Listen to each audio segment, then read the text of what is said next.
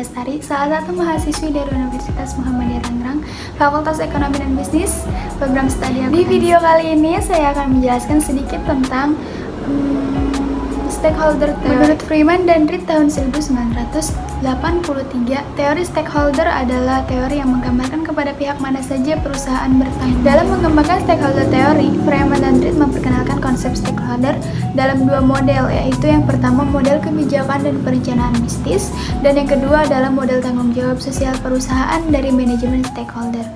Pada model yang pertama, yaitu model kebijakan dan perencanaan bisnis, fokusnya adalah mengembangkan dan mengevaluasi persetujuan keputusan strategis perusahaan dengan kelompok-kelompok yang didukungnya diperlukan untuk kelangsungan usaha perusahaan. Sementara untuk model yang kedua, yaitu model tanggung jawab sosial perusahaan dari manajemen stakeholder. Terdapat dua bentuk dalam pendekatan stakeholder, yaitu yang pertama adalah Old Corporate Relation dan New Corporate Relation.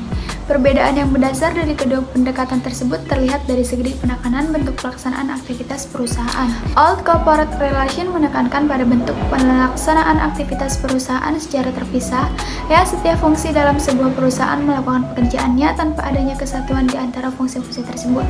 Sedangkan pendekatan New Corporate Relation adalah menitik beratkan pada kolaborasi antara perusahaan dengan seluruh stakeholder, sehingga dapat dikatakan bahwa pendekatan New Corporate Relation mengeliminasi jarak di antara para stakeholder perusahaan. Dengan demikian, dapat disimpulkan bahwa teori stakeholder merupakan suatu teori yang mengatakan bahwa keberlangsungan suatu perusahaan tidak terlepas dari adanya peranan stakeholder, baik dari internal maupun eksternal, dengan berbagai latar belakang kepentingan yang berbeda dari setiap stakeholder.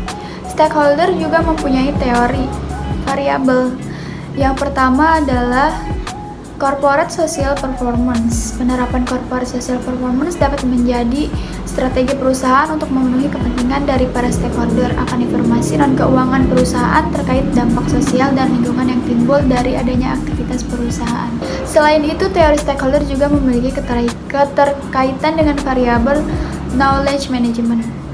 Penerapan knowledge management atau manajemen pengetahuan merupakan salah satu cara perusahaan untuk menghadapi persaingan dan tuntutan. Cukup sekian sedikit penjelasan tentang stakeholder dari saya. Semoga bermanfaat untuk saya terutama dan untuk teman-teman. Saya akhiri. Assalamualaikum warahmatullahi wabarakatuh. Bye.